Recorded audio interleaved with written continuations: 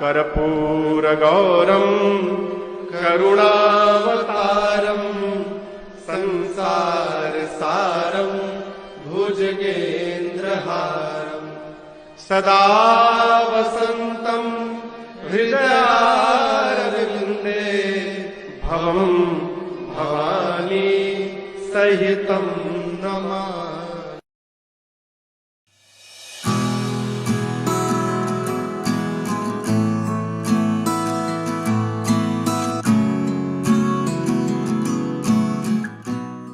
Gangapur Someshwar road पर नासिक में nausea Ganpati मंदिर का निर्माण पेशवाओं के समय में हुआ था। आनंदीबाई जोशी ने प्रतिज्ञा ली कि यदि उनका बेटा हुआ तो वह एक मंदिर स्थापित करेंगी। एक पुत्र का जन्म हुआ, पुत्र का नाम विनायक रखा गया। तभी से नवशा गणपति नाम का जन्म हुआ। उस समय आनंदीबाई जोशी के नाम पर गांव का नाम आनंदवल्ली रखा गया था। यह आज तक जीवित है। 1776 में राघोबा दादा और उनकी पत्नी आनंदीबाई ने मंदिर की स्थापना की। इसी बीच मंदिर की स्थापना के बाद राघोबा दादा ने आनंदावली में एक बड़ा महल भी बनवाया। यदि आप इस महल के पश्चिम में खड़े हों तो आपको नवशा गणपति के दर्शन हो सकते हैं। देश पर ब्रिटिश आक्रमण के बाद कई मंदिर नष्ट कर दिए गए, पेशवा महल भी जला दिया गया। इसलिए नवशा गणपति मंदिर कई वर्षों तक मिट्टी के टीले के नीचे मजबूती से खड़ा रहा।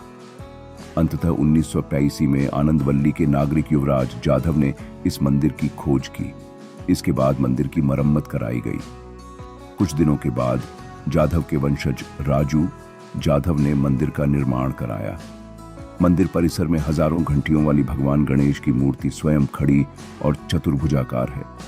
मूर्ति के हाथों में पाश और फूल हैं और नीचे वाले हाथ में मोदक और दूसरे हाथ में अभय मुद्रा है। विशेष मूर्ति के पीछे चांदी का मखर दर्शनीय है, जिसे आपको खुद जाके देखना चाहिए। नवशा गणपति की खासियत यह है कि यहाँ हजारों भक्त मन्नत मांगने आते हैं।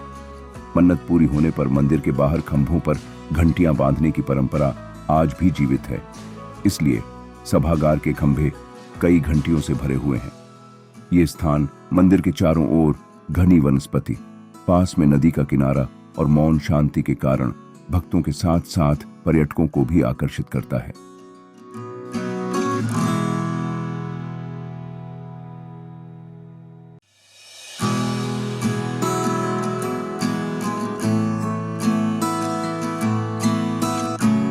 एक बार देवताओं की सभा हुई जिसमें ब्रह्मा जी निंदा करते रहे। अंततः शिव शंकर ने उनके क्रोध के कारण ब्रह्मा जी का 5वां मुख काट दिया। इस पाप से मुक्ति पाने के लिए क्या किया जाए, ये सोचकर वह पृथ्वी तीर्थ की ओर चल पड़े। रास्ते में उनकी भेंट नारद मुनि से हुई। नारद मुनि ने कहा कि ब्रह्म हत्या के पाप को दूर करने के लिए नासिक के सोमेश्वर में देवनारायण शर्मा नाम का एक ब्राह्मण रहता है। वहां जाओ और आपको पाप दूर करने का उपाय मिल जाएगा। शिव शंकर तुरंत सोमेश्वर के स्थान पर आए। यह रात में गाय और ब्राह्मण के बछड़े के बीच की बातचीत थी। बछड़े ने कहा, अगर ब्राह्मण सुबह सुबह मेरी नाक में बेसन डाल देगा तो मैं उसे मार डालूंगा। ऐसा मत करो। गाय ने कहा, चिंता मत करो, मैं ब्रह्म हत्या के पाप को दूर करने का उपाय जानता हूं। यह बातचीत भगवान शंकर ने सुनी। सुबह हुई और बछड़े को बेसन पहनाने की कोशिश की। इसी समय बछड़े ने ब्राह्मण पर हमला कर दिया और ब्राह्मण को मार डाला। इसके बाद बछड़ा गोदावरी नदी की ओर बढ़ने लगा। यह देखकर भगवान शंकर भी उसके पीछे पीछे चले। बछड़ा रामकुंड स्थान पर पहुंच गया और गोदावरी नदी में डुबकी लगाई। इस प्रकार बछड़े का पाप धुल गया। बछड़े ने सांस लेने के लिए अपनी नाक को और पूंछ की हड्डी को ऊपर रख दिया। उसका पाप धुल गया, परंतु नाक का शरीर, पूंछ की हड्डी और सींग का सिरा काला रहे। यह देखकर महादेव रामकुंड में कूद पड़े और उनके पाप भी धुल गए। इस प्रकार बछड़ा भगवान शंकर का गुरु भी बना। इसलिए रामकुंड के सामने कपालेश्वर मंदिर स्थापित है, लेकिन इस स्थान पर नंदी स्थापित नहीं है। यह शंकर भगवान का एकमात्र मंदिर है जिसमें नंदी नहीं है। देवी देवताओं ने सोमेश्वर में गंगापुर गांव के पास एक ब्राह्मण के घर की जगह पर एक मंदिर की स्थापना की, जो यहाँ एक शिवलिंग होने के कारण भी प्रसिद्ध है।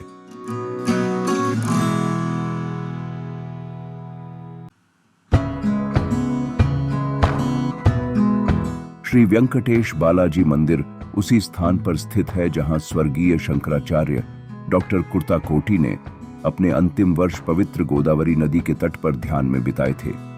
यह स्थान, जिसे पहले श्री शंकराचार्य मठ के नाम से जाना जाता था, नासिक के बाहरी इलाके में सोमेश्वर झरने के पास एक सुरम्य स्थान पर स्थित है और बहुत शांतिपूर्ण और प्रेरणादायक है। इस मंदिर में स्थापित मूर्ति तिरुमाला तिरुपति देवस्थान ट्रस्ट द्वारा दान की गई है, इसलिए आप नासिक में ही तिरुपति बालाजी के दर्शन कर सकता हूँ। मंदिर के सामने सोमेश्वर वाटरफॉल है, जिसे दूध धबधबा भी कहा जाता है, क्योंकि बारिश के समय नदी का गिरता पानी दूध की तरह दिखता है। अभी हम जा रहे हैं एक प्राचीन महादेव मंदिर, जो कि गंगापुर डैम के पास सावरक गांव में है, जिसका नाम संगमेश्वर महादेव मंदिर।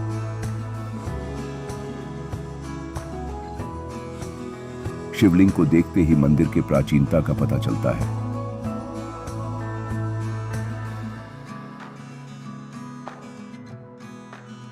मंदिर परिसर में और भी मंदिर है और नैसर्गिक वातावरण है। यहीं पे आज के व्लॉग को खत्म करते हैं। व्लॉग पसंद आया हो तो लाइक जरूर करना सब्सक्राइब के साथ।